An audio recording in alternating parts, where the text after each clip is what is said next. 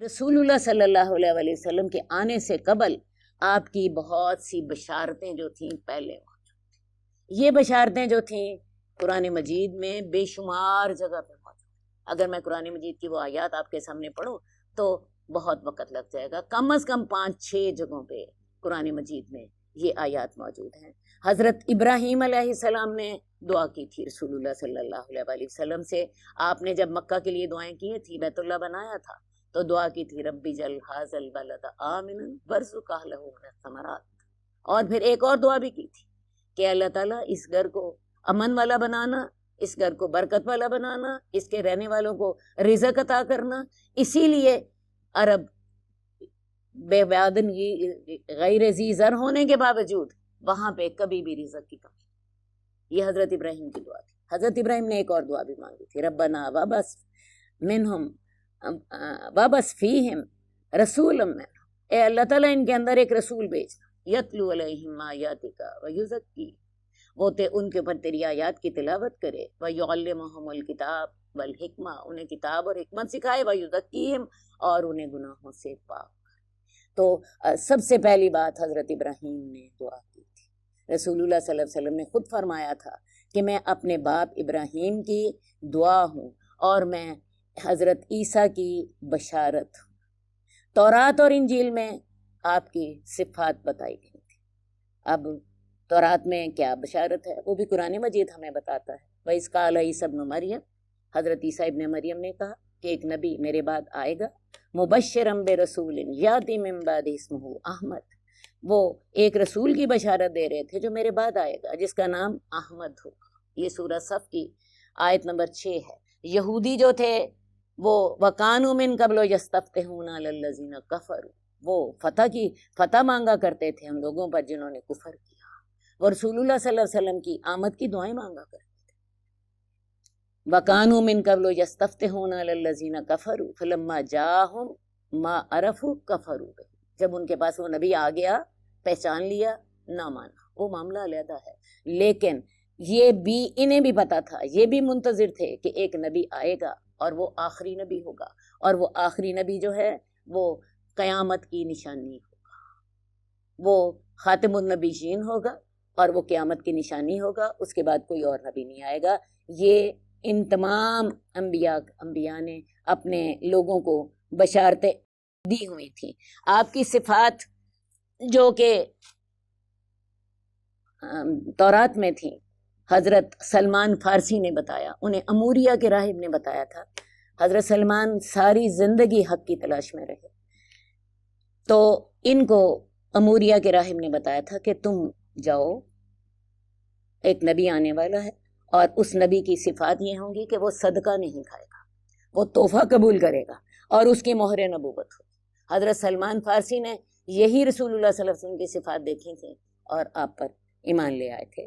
तौरात में आपकी सिफात थी, उनकी पैदाइश मक्का में होगी, उनका दारुल हिजरत मदीना में होगा, उनकी हुकूमत शाम तक होगी।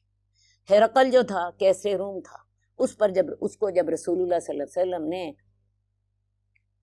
दावत इस्लाम का पैगाम भेजा था, तो उस वक़्त उसने कहा था कि मुझे पता है कि एक नबी आने वाला है, लेकिन मुझे ये इल्म नहीं है कि वो नबी जो है वो तुम में से होगा। उसका ख्याल ये था वो नबी गैर मख्तून होगा, और वो नबी जो है उसका ख्याल ये था कि शायद वो यहूद में से होगा। यहूदी भी नबी का इंतज़ार कर रहे थे। ईसाई जो थे, हज़रत ईसा ने भी बशारतें दी थी, हिरकल ने गवाही दी थी। हिरकल ने कहा था, लंबी हदीस है, उसने हज़रत अबू सुफियान जो थे, ये उस वक़्त तक ईमान नहीं लाए थे, इनसे रसूलुल्लाह सल्लल्लाहु अलैहि वसल्लम के बारे में मालूमात हासिल की थी, और इसने भी गवाही दी थी कि वो नबी है, लेकिन वो ईमान ना ला सका क्योंकि उसको अपनी हुकूमत की जो कुर्बानी देनी पड़ रही थी। बहरहाल रसूलुल्लाह सल्लल्लाहु अलैहि वसल्लम की जो बशारतें थीं वो आपसे कबल हज़रत इब्राहीम ने आपके लिए दुआ की थी, हज़रत ईसा ने आपकी बशारत दी थी, तौरात और इंजील में आपकी सिफात बताई गई थी, नजाशी ने गवाही दी थी। नजाशी के पास जब हिजरत हबशा हुई है तो नजाशी ने उस वक़्त कहा था, नजाशी ने भी ये बशारत दी थी कि ये वही नबी हैं जिनका जिक्र हम पढ़ते हैं। इसके अलावा हिरकल ने गवाही दी, عرب کاہن جو تھے یہ عربوں کو بتاتے رہتے تھے کہ ایک نبی آنے والا ہے. خاص طور پر اگر آپ سورہ جن پڑھیں نا، عرب کاہنوں میں ایک بڑی بے چینی پھیلی ہوئی تھی کہ کیا بات ہے، پہلے تو جن جو تھے وہ آسمان کی خبریں، غیب کی خبریں لے آتے تھے، اب کیوں نہیں لے کر آتے؟ لیکن وہ سورہ جن میں ہے وَأَنَّا كُنَّا نَقْعُدُ مَقَاعِدَ لِلسَّمْعِ فَمَن يَسْتَمِعْ لَا يَجِدْ لَهُ شِهَابًا رَّصَدًا، کہ ہم پہلے غیب کی خبریں ڈھونڈنے کے لیے آسمان پر بیٹھا کرتے تھے، اب ہم بیٹھتے ہیں تو ہمیں شہاب ثاقب مارے جاتے ہیں. تو اس کے لیے انہوں نے پھر اچھی طرح پتہ کیا تو ان کو پتہ چلا کہ ایک نئے نبی کی آمد ہے اور اس کو وحی بھیجی جا رہی ہے اور اس کے لیے یہ حفاظت کے انتظام کیے جا رہے ہیں، تو اس لیے ہم اب غیب کی خبریں نہیں سن سکتے. تو ایک جگہ سے نہیں، قرآن مجید میں بے شمار جگہ پہ، میں نے جو 5-6 دفعہ بات کہی ہے، میرا خیال ہے بہت زیادہ جگہوں پہ قرآن مجید میں اللہ کے رسول صلی اللہ علیہ وسلم کی بشارتیں ہمیں ملتی ہیں. یہ لوگ منتظر تھے، یہ لوگ منتظر تھے کہ ایک نبی آنے والا ہے، اور جب رسول اللہ صلی اللہ علیہ وسلم نے پھر وہ دعویٰ کیا تو وہ نبی پھر آ گیا. تو بہرحال آج ہم نے یہیں تک پڑھنا تھا. اگلی دفعہ ہمارا جو ہوگا کلاس ہماری ہوگی، اس میں ہم رسول اللہ صلی اللہ علیہ وسلم کی ولادت پڑھیں اور ولادت سے آگے پڑھیں. تو آج ہمارا جو موضوع تھا وہ آپ کو وہ پس منظر بتانا تھا جس پس منظر میں رسول اللہ صلی اللہ علیہ وسلم تشریف لائے تھے.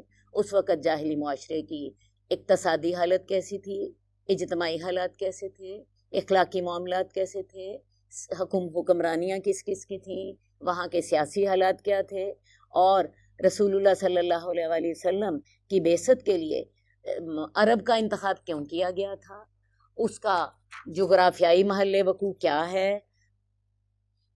یہ ہمارے آج کے موضوع تھے. آپ یوں سمجھیے وہ بیک گراؤنڈ جس میں رسول اللہ صلی اللہ علیہ وسلم تشریف لائے تھے، وہ بیک گراؤنڈ ہم نے آپ کے سامنے رکھا ہے. انشاءاللہ تعالی اگلی دفعہ رسول اللہ صلی اللہ علیہ وسلم کی ولادت، آپ کا خاندان، آپ پر وحی کا نازل ہونا، یہ موضوعات ہم اگلی دفعہ اللہ نے چاہا تو ڈسکس کریں گے. اللہم صلی علی محمد وعلی آل محمد کما صلیت علی ابراہیم وعلی آل ابراہیم انک حمید مجید. اللہم بارک علی محمد وعلی آل محمد کما بارکت علی ابراہیم وعلی آل ابراہیم انک حمید مجید.